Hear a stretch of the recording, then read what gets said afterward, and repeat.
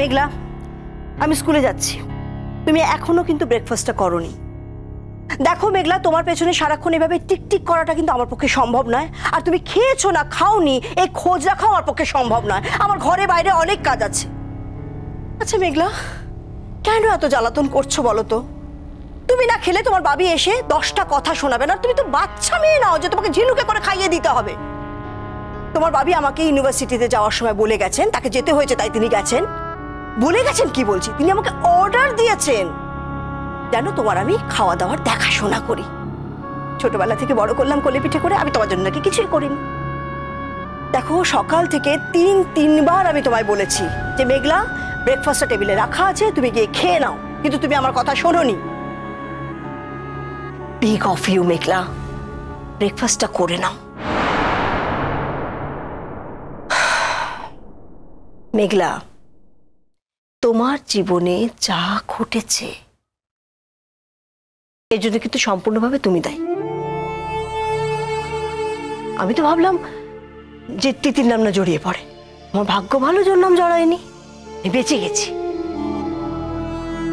দেখলে তো মেঘলা, এত কিছু করলে তবুও কিন্তু নিজের সংসারটা টিকিয়ে রাখতে পারলে না।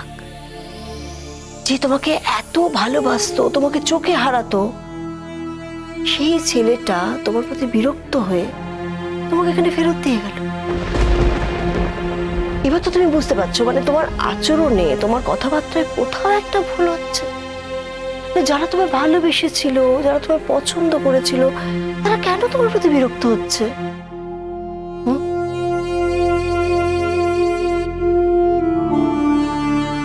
তুমি স্কুলে চলে যাও মা, আমি পরে খেয়ে নেব। মেঘলা, তুমি বললেই তো আর হলো না। এখন কটা বাজে বলো তো? দেখো 11টা বাজে। নেহাত মাধ্যমিক শুরু হয়েছে তাই আমার গাড়ির ডিউটি পড়েছে, একটু দেরি করে গেলেও হবে, নইলে এতক্ষণ তো বাড়িতে থাকাই আমার পক্ষে সম্ভব ছিল না। আর তোমার পেছনে এভাবে খাওরে খাওরে করে ঘুরে বেড়ানো সম্ভব ছিল না। দেখো মেঘলা, আমি ভালো কথাই বলছি, প্লিজ খেতে যাও। তোমার বাবি যেন আমাকে কথা শোনাতে না পারেন। বাবি তোমায় কিছু বলবে না মা, আমি বলছি। আমি ঠিক পরে খেয়ে নেব। মেঘলা, তুমি সময় মতো কেন বলো তো খাওয়া দাওয়াটা করছো না? ও তো খুব ভালো অভ্যেস ছিল, ভোরবেলা ঘুম থেকে উঠতে, তারপর তুমি স্নান করে রেওয়াজে বসে যেতে। সেসব ভালো অভ্যেসগুলো কোথায় গেল? আমি তো আর কোনোদিনও গান গাইবো না।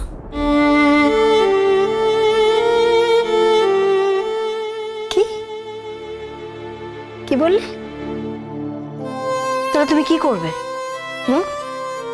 না মানে বেঁচে থাকার জন্য তো কিছু একটা করতে হবে তোমায়, তাই না? কি কিছু নিয়ে তো একটা বাঁচতে হবে।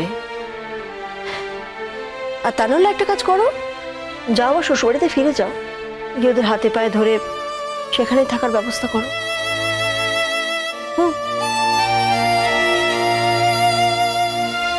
মেঘলা, আমার আর বকবক করতে ভালো লাগছে না, প্লিজ যাও গিয়ে খেয়ে নাও, আমাকে বেরোতে হবে। তুমি বিশ্বাস করো, আমার সত্যি খেতে ভালো লাগছে না। আমি এখন কিছু খেলেই আমার বমি হয়ে যাবে। আমি আরেকটু দেখি, তারপর ঠিক খেয়ে নেব। মেঘলা, মেঘলা, তোমার বাবি যখন বাড়িতে ফিরে আসবেন তখন তো আমাকে জিজ্ঞেস করবেন যে তুমি যতক্ষণ বাড়িতে ছিলে ততক্ষণ কেন মেয়েটাকে দেখোনি, তাই নাকি? তখন আমি কি বলবো? তোমার বাবির ইউনিভার্সিটিতে পরীক্ষা না থাকলে উনি হয়তো ইউনিভার্সিটি ছুটি নিয়ে 24 ঘন্টা তোমার কাছে বসে থাকতেন। সেটা পারেননি বলেই বারবার ফোন করছেন। আমি যখন বাড়িতে একা থাকি অসুস্থ হয়ে পড়ে, তখন একবারও উনি ফোন করেন না, জানতেই চান না। কিন্তু এখন মেয়ে খেয়েছে কিনা জানবার জন্য অলরেডি 2বার ফোন করা হয়ে গেছে। মেঘলা, অনুরাগ ফোন করেছিল?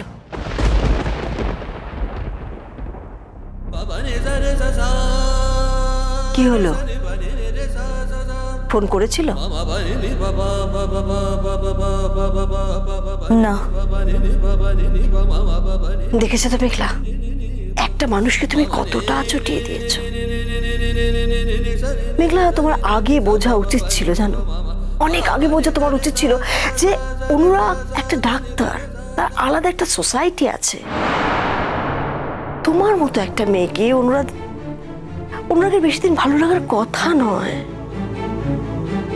হ্যাঁ, তুমি খুব ভালো গান গাও, তো ভালো গান গাওয়া নিয়ে একটা মানুষ কতদিন থাকবে? তার সোসাইটির আরো লোকজন আছে, তাদের সাথে তোমার কথাবার্তা বলতে হয়, মেলামেশা করতে হয়। শুধু তাই নয়, তাদের সাথে একটু কথা বলতে গেলে লেখাপড়া জানতে হয়, না তো তুমি ইন্টারাক্ট করবে কি করে?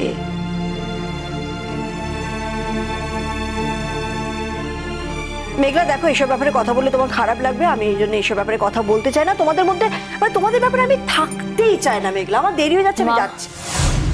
যতবার বেরোচ্ছি ততবার তুমি কেন পিছন ডাকছো বলো তো মেঘলা? দেখো, আমি তো বলে দিচ্ছি, সত্যি সত্যি আমি তোমাদের ব্যাপারে থাকতে চাই। আমি একটা অন্য কথা বলতে চাই তোমাকে, একটাই কথা। না, বলো, কি বল? যতই বলো নিজের মেয়ে, কিন্তু আমি তো তোমার নিজের মেয়ে নই।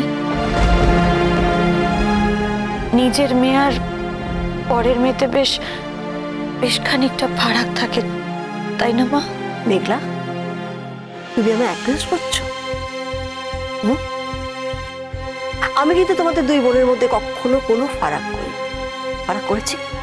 সবসময় তোমার আবদার মেনেছি। শুধু তাই নয়, তোমার দিদিকে বলেছি ও ছোট, ভালোটা ওকে দাও। কিন্তু আমি তো আমার সব ভালোটা দিদি ভাইকে দিতে চেয়েছি, দিয়ে দিয়েছি। তোমার সেটা মনে পড়ে না মা? পড়ে, সব মনে পড়ে মেঘলা। তখন তুমি তোমার দিদিকে ভালোবাসতে। আমি বরাবরই দিদি ভাইকে ভালোবাসতাম মা, আর ভালোবাসতাম বলেই অনুরাগকে প্রথমে বিয়ে করতে চাইনি। কিন্তু তারপর মেঘলা, প্লিজ, পুরনো কথা কেন তুলছো বলো? কোনো লাভ আছে কি পুরনো কথা তুলে? তুমি বিয়ে করতে চাওনি, আমার বিয়েটা তো আটকেও থাকেনি না, বিয়েটা হয়েছে। কিন্তু একটা মেয়ে, তার বিয়ের দিন ক্ষণ সব ঠিক হয়ে গিয়ে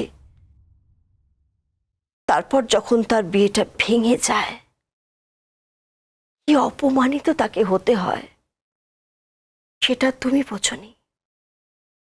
বুঝেছি দিদি, বুঝেছি দিদি।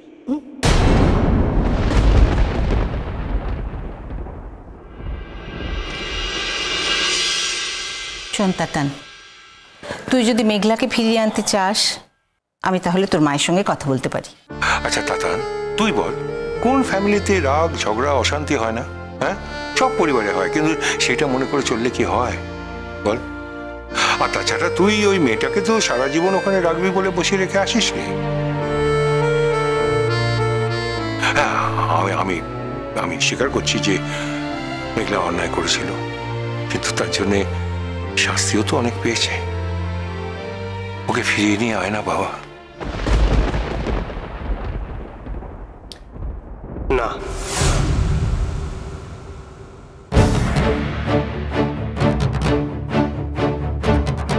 না মানে?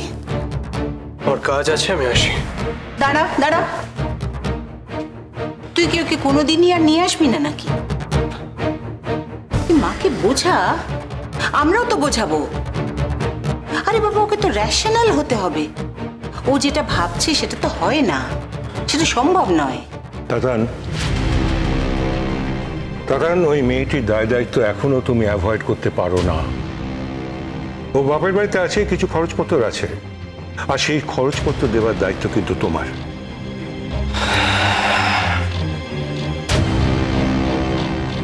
তাতান, মেঘলাকে যখন তুই ওখানে রেখে এলি, তখন ওর হাতে কিছু টাকা পয়সা দিয়ে এসছিস তো? না, তাহলে তো তুমি তোমার দায়িত্ব অস্বীকার করেছো তাতান।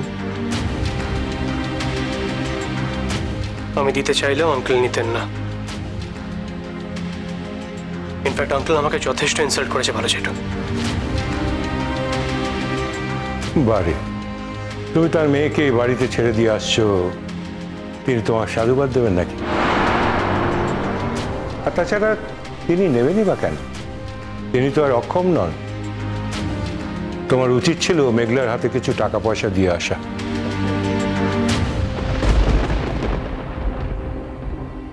আর যাই করো তাতান, নিজের কর্তব্যে কিন্তু কখনো অবহেলা করো না। আর তোমার মা যা চাইছেন তাতে কিন্তু আমাদের কোনো সমর্থন নেই।